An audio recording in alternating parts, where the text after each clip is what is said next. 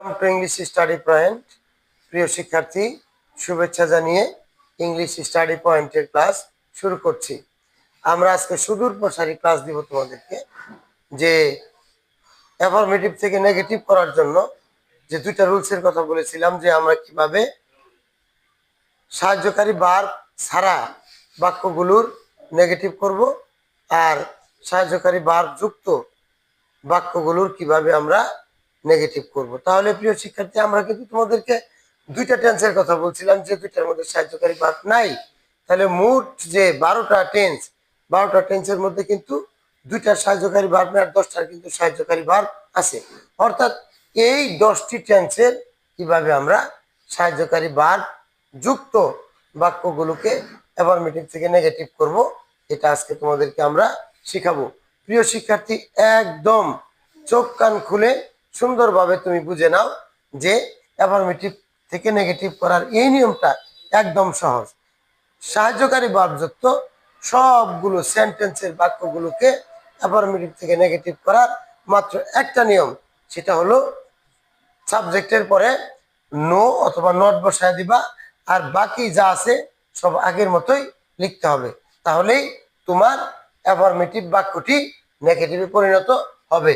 যা আমরা তোমাদেরকে বোর্ডে দেখাবার চেষ্টা করছি, যে সাহায্যকারী ভার্বযুক্ত অ্যাফার্মেটিভ সেন্টেন্সকে নেগেটিভ করার নিয়ম। অ্যাফার্মেটিভ সেন্টেন্সকে নেগেটিভ করার নিয়ম কি নিয়ম? সাহায্যকারী ভার্বযুক্ত সেন্টেন্সকে নেগেটিভ করতে হলে সাবজেক্টের পরে নো অথবা নট বসে। এখানে দুইটা জিনিস আছে, একটা হলো নো আর একটা হলো নট। বাকি অংশ আগের মতোই বসবে। তাহলে তুমি কিন্তু আমাকে প্রশ্ন করতে পারো যে নো এবং নট যে দুইটা দেওয়া হইলো, এই দুইটার মধ্যে নো কখন বসে এবং নট কখন বসে? প্রিয় শিক্ষার্থী, কান নাক চোখ মুখ খোলা করে সুন্দর করে বুঝে নাও যে তোমার এই যে নো অথবা নট, এই নটটা সবগুলো অক্সিলারি ভার্বের পরেই ব্যবহার করা সম্ভব। তবে আছে থাকার অর্থে আমরা শুধু হ্যাভ বা হ্যাজের পরে নো ব্যবহার করব।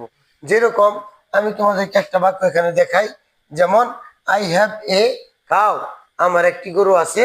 ওইখানে গিয়ে আমার লিখতে হবে আই হ্যাভ নো কার। ঠিক আছে? আর বাকি যত সাহায্যকারী ভার্ব আছে, সকল সাহায্যকারী ভার্বের পরে কি বসে? নট বসে। তোমার কি মনে আছে যে আমি তোমাকে 24টি সাহায্যকারী ভার্বের কথা বলেছিলাম? ওগুলো কি? Am, is, are, was, were, shall, should, will, would, can, could, may, might, must, have, has, had, do, did, does, ought to, need to, ought to, need to, dare। এই যে এই সাহায্যকারী ভার্বগুলো তুমি কিন্তু আবার তোমাকে আমি মনে করিয়ে দিলাম। তাহলে যেমন I shall go to Dhaka, I shall not go to Dhaka. I will be busy, I will not be busy. Okay, তুমি শুধু সাহায্যকারী ভার্বের পরে নো অথবা নট বসায় দিবা। এই যে আমরা এখানে ছোট্ট ছোট্ট কয়েকটা বাক্য লিখছি, এই ছোট বাক্যগুলো দিয়ে কিন্তু তোমরা বড় বাক্যগুলোর সন্ধান পাবে। যেরকম I am a boy, I am not a boy. এখানে লেখা I have a cup, I have no cow. He has a cow, he has no cow. দেখছো, এই যে হ্যাভ এবং হ্যাজের পরে নো, আর বাকি সকল ক্ষেত্রে নট বসবে। আমরা আরো নট যুক্ত 2-3টা বাক্য তোমাদেরকে আমরা এখন দেখাই দিচ্ছি। তুমি লক্ষ্য করলে দেখবে সাবজেক্ট যা কিছুই হোক না কেন, সাহায্যকারী ভার্বের পরে তোমাকে নট ব্যবহার করতে হবে। যেমন they will go for a walk. এখানে দেখো সাহায্যকারী ভার্ব কি আছে? উইল আছে। তাহলে তুমি লিখবা দে উইল, এই যে not go for, they will go for a walk, they will not go for a walk। ঠিক আছে? উপরেরটা হলো অ্যাফার্মেটিভ, নিচেরটা হলো কি? নেগেটিভ। তুমি এটাকে তোমার ভালো করে জানতে হবে এবং পড়তে হবে।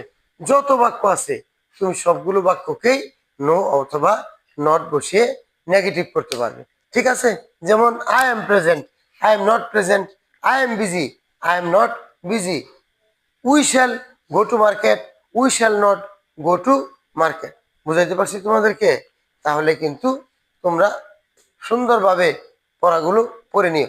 তবে এখানে একটা জিনিস তোমাকে খুব খেয়াল রাখতে হবে যে ডু, ডিড এবং ডাস এগুলোকে আমরা অক্সিলারি ভার্ব কিন্তু বলি। মূলত এটি কিন্তু এই রুলসের আওতার বাইরে থাকবে। যেমন আমরা কিন্তু ক্যানের পরে নট বসাবো, শেলের পরে নট বসাবো, উইলের পরে নট বসাবো, সব কিছু এবং মাস্ট আছে, সবার পরেই কিন্তু আমরা নট বসাবো। ব্যতিক্রম শুধু থাকবে কোথায়? ওই যে ডু, ডিস, ডাস। এখানে এসে তোমাকে একটু সুন্দরভাবে খেয়াল রাখতে হবে। তোমাকে বলতে হবে যে হুই, he does not, he does not, they do not, এইগুলো আমরা কি করব? ব্যবহার করার চেষ্টা করব। এই বিষয়গুলোই তোমাদেরকে বারবার নিজের মনের সাথে কিন্তু এটা আটকায় নিতে হবে যে আমরা কিভাবে কি করতেছি। তাহলে এখন আমি যদি একটা ডিফিকাল্ট বাক্য তোমাকে যদি এখন উদাহরণ হিসেবে দেই, তাহলে কিন্তু তুমি শর্ট করেই জিজ্ঞেস করবো বাক করে যে তোমার কাছে কোনো সাহায্যকারী ভার্ব আছে কি নাই। যদি তার কাছে সাহায্যকারী ভার্ব থাকে সেখানে তুমি নট বসায় দিয়া সেই বাক্যটিকে নেগেটিভ করতে পারবে। প্রিয় শিক্ষার্থী, একেবারে সুস্থ মাথায় সুন্দর করে লেখাপড়া করো। একটা প্রশ্ন হলো, তুমি যদি বলো I am writing, I am not writing, I am reading, I am not reading, they will make a plan, they will not make a plan, I must go there, তো I must not go there. ঠিক আছে, এইভাবে তুমি affirmative বাক্যকে negative করতে থাকো। তুমি শুরু করো ছোট ছোট বাক্য দিয়ে শুরু করো। ছোট ছোট বাক্য দিয়ে শুরু করলেই তুমি কিন্তু বড় বাক্যগুলোর সন্ধান পাবে। আর ভাষা প্রকাশের জন্য আমাদের সবসময়ই অত বড় বাক্যের প্রয়োজন হয় না। ঠিক আছে কথা? তাহলে তুমি চেষ্টা করতে থাকো, তুমি সাহায্যকারী ভার্বযুক্ত বাক্যগুলো যে বইয়ের মধ্যে যেখানেই পাবা পরে খালি নট বসায় দাও। যেমন মনে করো আমরা একটা বাক্য তোমাদেরকে এখন দেখাই, যেমন I can do the work. এই যে একটা বাক্য তোমাকে দিলাম, তুমি এখন এই বাক্যটা রিসার্চ করো। এটা হলো সাবজেক্ট, সাবজেক্টের পরে ক্যান আছে, ডু হইলো principal verb, I can do the, এই ক্যানটা কিন্তু মোডাল অক্সিলারি। তোমাকে বুঝতে হবে, আরো স্টাডি করতে হবে তোমাকে যে কোনগুলো প্রাইমারি অক্সিলারি, কোনগুলো মোডাল অক্সিলারি, কোনগুলো ভার্ব টু ডু, কোনটা ভার্ব টু হ্যাভ, কোনগুলো ভার্ব টু বি। এগুলা কিন্তু তোমাকে ভালো করে পড়াশোনা করতে হবে। তোমার বইয়ের সাথে সার্বক্ষণিক তোমার সম্পর্ক থাকবে। বইয়ের কোন পাতায় কোন পৃষ্ঠায় কি আছে এগুলো তুমি সর্বদাই চর্চা করার চেষ্টা করো। তাহলে এই বাক্যটাকে আমরা কিভাবে নেগেটিভ করব? এই যে I can not do the work. ঠিক আছে, I can not do the work. তাহলে এখানে ক্যান, এই যে ক্যানটা, এই ক্যানের পরে শুধু নট বসাই দিলেই তোমার বাক্যটা কি হয়ে গেল? নেগেটিভ হয়ে গেল। এইভাবে যদি আমরা পাস্ট ফর্মে বলি যে I could not, I could, কুডেরটা আই কুড নট, এইভাবে তোমাকে ব্যবহার করে অ্যাফার্মেটিভ সেন্টেন্সকে নেগেটিভ করতে হবে। তাহলে তুমি অন্তত পক্ষে আজকে তোমার খাতায় কলমে আজকে এই মুহূর্ত থেকে শুরু করে কালকের দিন পর্যন্ত, অর্থাৎ তুমি 12-13 ঘন্টার ব্যবধানে 50টা বাক্য, এরকম 50টি সেন্টেন্স তোমার খাতার ভিতরে তুমি লেখো। তাহলেই তুমি কিন্তু সুন্দরভাবে ইংলিশের ভিতরে একটা দখল বা জায়গা করে নিতে পারবে। প্রিয় শিক্ষার্থী, শুভেচ্ছা রইল। আশা করি ঠিক মতোই কথাগুলো বুঝেছো। যদি কথাগুলো না বুঝো তাহলে অবশ্যই আমাদেরকে জানাবার চেষ্টা করবে। সকলকে শুভেচ্ছা ও ধন্যবাদ। আল্লাহ হাফেজ।